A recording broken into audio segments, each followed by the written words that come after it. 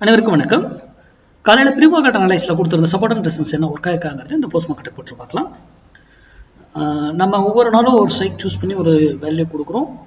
அதை அந்த ஸ்ட்ரைக்குன்னு இல்லைங்க, எல்லா ஸ்ட்ரைக்லையும் நம்மளால் கொடுக்க முடியும். முதல்ல சொன்னீங்க நம்மளால் நிஃப்டின்னு இல்லை, சென்சஸ் கொடுக்கலாம், பேங்க் நிஃப்டி கொடுக்கலாம், எல்லாத்துக்குமே கொடுக்கலாம். டைம் இல்லாதனால நம்ம ஒன்றை மட்டும் கொடுக்குறோம்.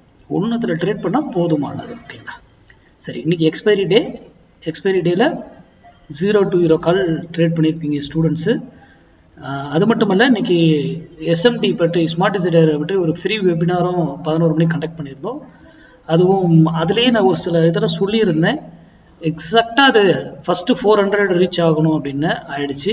பொசிஷனலி 250 25 250 வரணும் அப்படின்னு. அது 1 or 2 டேஸில் வந்துடுறதுக்கு வாய்ப்பு இருக்குன்னா இன்றைக்கே வந்துட்டாங்க. அது கண்டிப்பாக நாமளே எக்ஸ்பெக்ட் பண்ணல.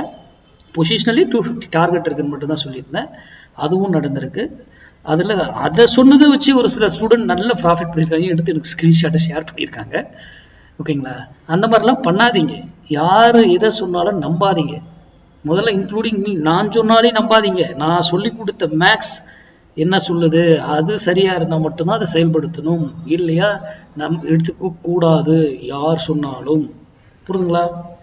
சரி, நம்மளுடைய கிளாஸ் வருகிற 23ஆம் தேதி இன்ட்ராடே கிளாஸ் துவங்குது. 23, 24, 25, அப்புறம் 27 4 நாட்கள் இருக்கும். அதுக்கான டீட்டெயில் டாபிக் யார் கேட்டீங்களோ அவங்களுக்குலாம் நான் மெசேஜ் பண்ணிட்டேன். யாருக்காவது வரலன்னா எனக்கு டீட்டெயில்ஸ் மெசேஜ் பண்ணி கேட்டுக்கோங்க. சரி, நம்ம இன்னைக்கு என்ன கொடுத்துருந்தோன்றதை பார்க்கலாம். இன்னைக்கு நம்ம கொடுத்துருந்த ஸ்ட்ரைக் வந்து 25,600 25,600 புட்டு 68 ரூபீஸ்க்கு எவ்வளோ இருந்தால் சப்போர்ட் எடுத்தால் மார்க்கெட் வந்து டவுன் சைடும், 68 வந்து ரெசன்ஸாக எடுத்தால் மார்க்கெட் அப் சைடும் செல்றது வாய்ப்பு இருக்குன்னா இங்கே பாருங்க. 68 தான் நான் ஒரு லைன் போட்டிருக்கேன். எக்ஸாக்டாக 68க்கு அதுக்கு கீழே விடவே இல்லை. அப்படியே அங்கேயே அரசு தூக்கிட்டு போகிறாங்க. இங்கேருந்து ஏன் திரும்பிச்சு? அதுக்கப்புறம் கண்டினியூட்டி மேலே இன்னைக்கு ஃபுல்லாக ஃபுட்டில் மட்டும்தான் இருக்கணும்னு கிளாஸ்லேயும் நம்ம அந்த எஸ்எம்டி லைவ் இதுலேயும் சொன்னோம். எதுனா எஸ்எம்டிலையும் அதே சிக்னல் தான் ஷோ பண்ணிட்டு இருக்கு. புட்டில் மட்டும்தான் இருக்கணும். கால் என்ட்ரியை பற்றி யோசிக்கவே கூடாது அப்படின்னு நம்ம சொல்லியிருந்தோம். ஆனால் அதெல்லாம் நம்ம வந்து அங்கே சொல்றது அதெல்லாம் வேற. மேக்ஸ் எந்த வேலையில் பை பண்ணணும், எந்த வேலையில் எக்ஸிட் ஆகணும், இவ்வளோ தூரம் வரைக்கும் நம்ம வச்சிருப்போமா முதல்ல, அதெல்லாம் சிந்திங்க. எல்லாம் எடுத்து இப்போ ஷோ பண்ணி போடலாம். அங்கேருந்து ஏறிடுச்சு இத்தனை மடங்காச்சு, அதெல்லாம் தேவையில்லை. நம்ம 0 to 0 அந்த புள்ளின்னா அந்த புள்ளி தான். எத்தனை மடங்கு மல்டிபிள் போய் செக் பண்ணாங்களா ஸ்டூடெண்ட்டுகளுக்கு தெரியும். அப்படி அந்த புள்ளியில அந்த டைம்ல எடுக்கணும். அந்த 5 ரூல் மஸ்ட் அப்படியே பறக்கும். அதெல்லாம் முன்னாடியே நம்ம சொல்லி கொடுத்துட்டோம். நாம போயிட்டு நடந்ததுக்கு அப்புறம் சொல்றது கிடையாது.